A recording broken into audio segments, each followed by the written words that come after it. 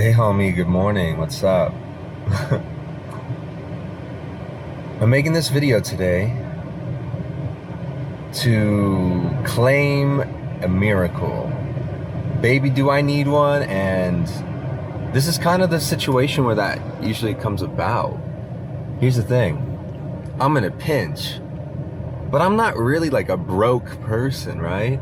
So it's a little bigger than that. Obviously, money is important in life. You have to have money. However, I think I invited a certain life lessons into my experience, and I'm learning. So I wonder, maybe you guys recognize this pattern in your own life. Do you? Let me know in the comments. Maybe you have a similar situation as well in real life. I have a really poor relationship with my father. We haven't really talked in years. We don't really speak, and we kind of just had a falling out when I was like a kid, a teenager, basically. And we have never rebounded from that at all. It's probably... So anyways, it's not good, right? And the reality is, I need a dad, I need a father, I need guidance, I need leadership and mentorship, right? We all do that. We all do. And I think we're all looking for that. We're all struggling to find that. So I'm just sharing this reflection to you guys to let you know that there is a source of guidance and leadership, and it just comes from an outside source, you could say. Really, it's an inside source. That's why I'm kind of laughing about it. But essentially, what I've realized is that if I take life's lessons that it's playing out in front of me as a game rather than a very serious endeavor, I'm sincere about my efforts, but I'm not serious about the drama as much as I maybe used to be. I'm learning to become less caught in the drama and the storyline, and looking for the bigger overarching message from the universe, from God. When I said, God, I need help. I don't have someone I can just call and say, hey, like what do I do in this situation? I'm literally like, it's just me. And I can call on my friends, a few of them, but most of them have just the same situation. None of us really have guidance and parents and leadership. And if you do, you're probably just in a different circle of people. So in this sphere, if you're watching this or you know me, or if you're like me, man, we kind of are in a catch-22 situation. We can't raise each other. We can do our best, but here's the thing. If the certain highest power is not guiding you, you're gonna guide people astray. And this is my ever-present existential crisis.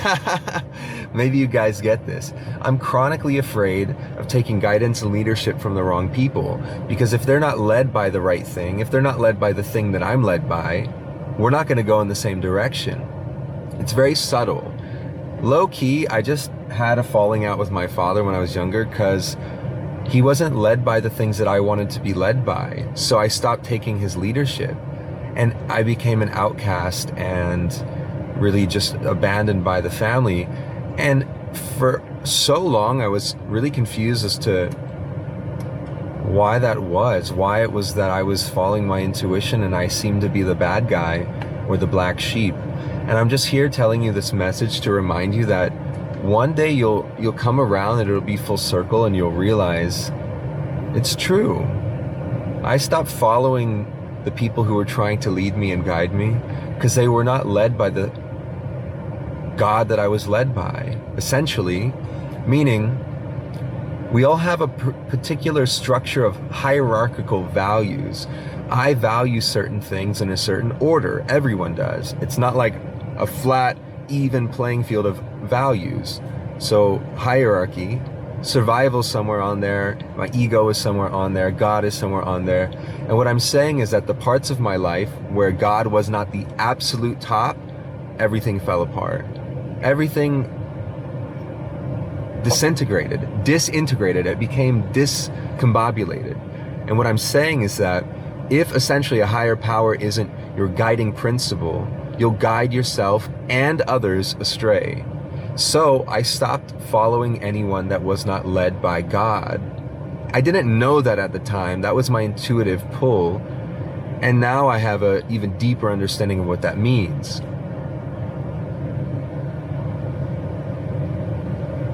God is teaching me and sharing through me to you, and maybe vice versa if you want to share in the comments, how to be, how to live, how to be right, how to live and navigate life.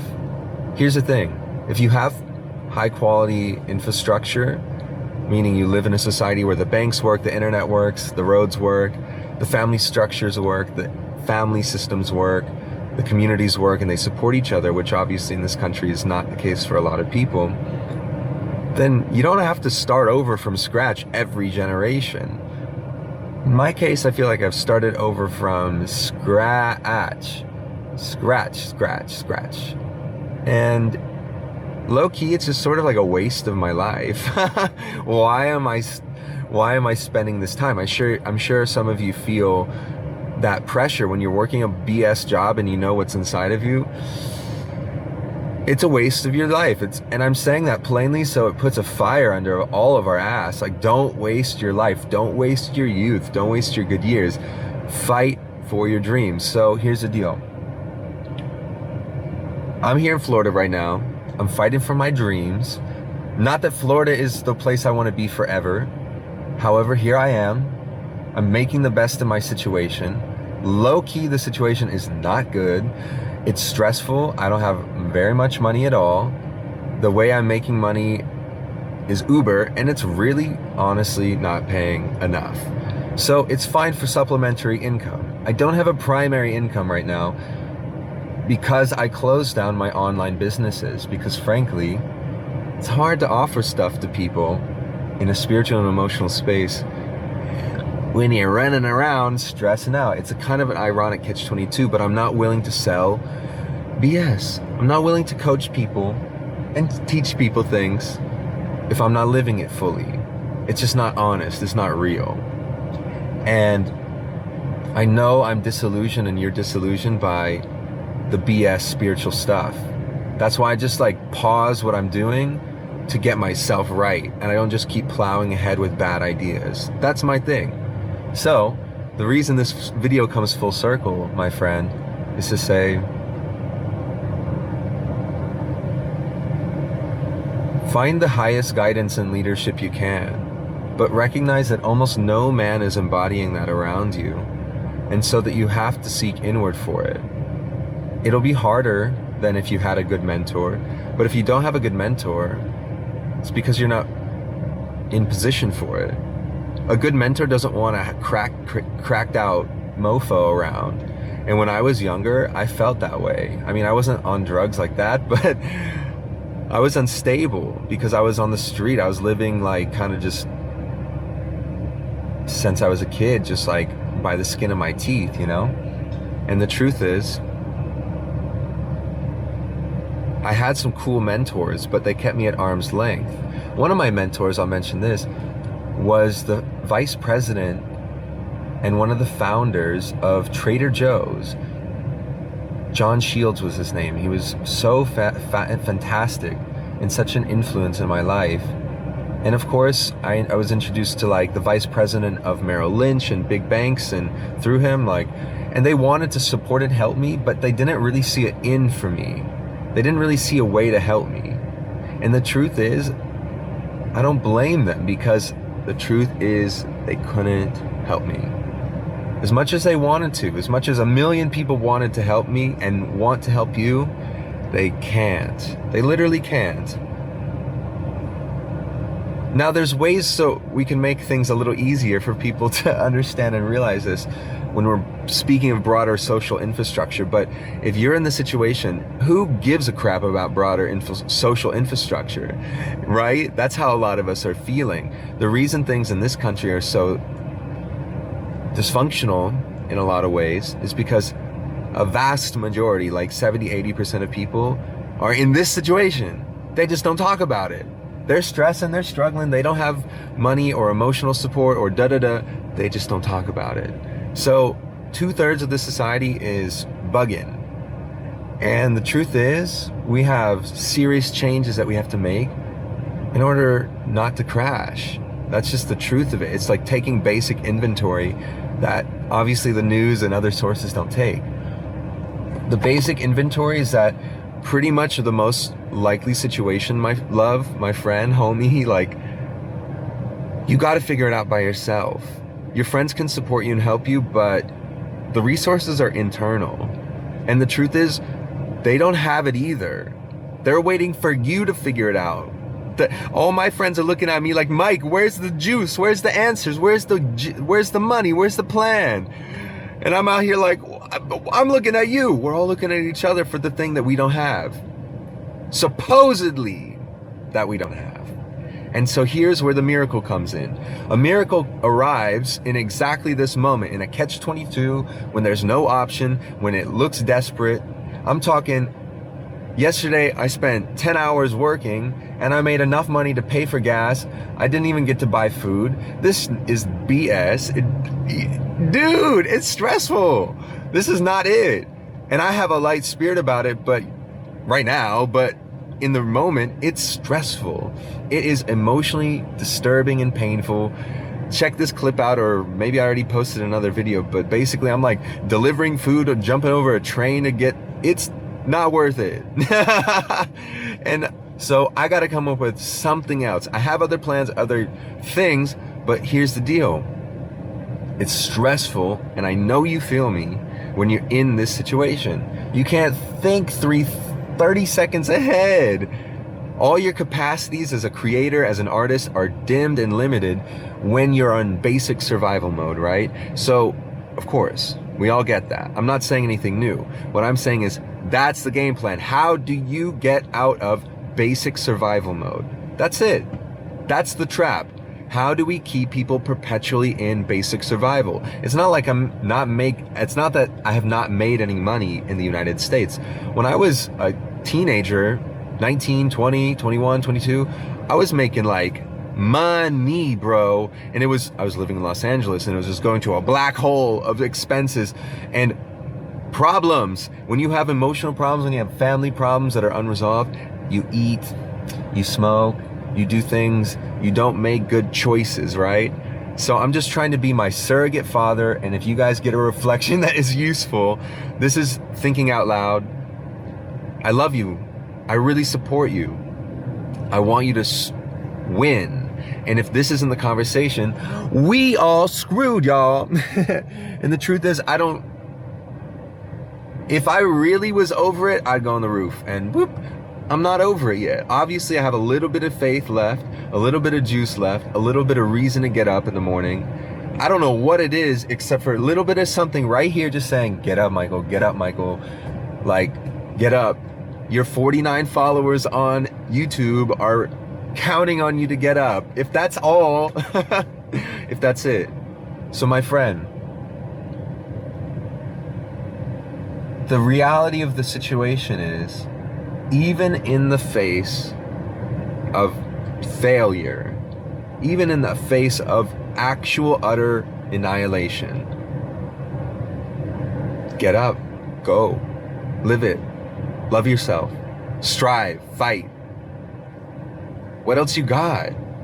And if you're over it, whoop, but I don't think you're over it. I don't think it's that bad. It's bad if you don't consider that miracles exist. And I'm just putting this is all happening in my life to prove on record that a miracle is about to happen in my life in a stupid way, in a crazy good way. And I just had to be put with my back against the wall one more time to show myself and to show my Father that I trust, that I follow his lead. Even when he freaking leads me to nowhere land. Like, God, what the heck is you doing? I trust you, but this don't make no sense.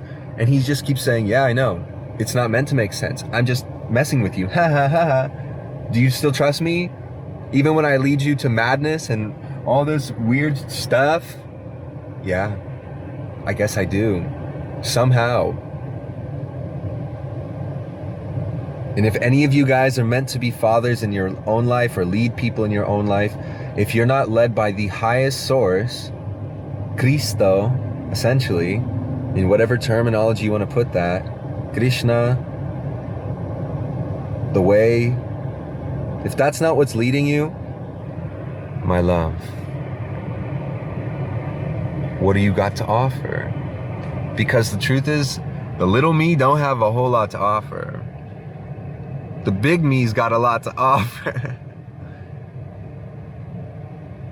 I love you, friend. You got this. Keep going.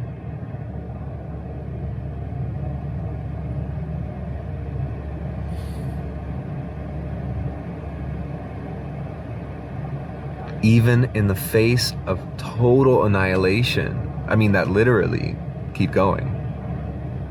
Stand up with courage, even if you're crying. I wear my sunglasses these days because I be crying too much, y'all.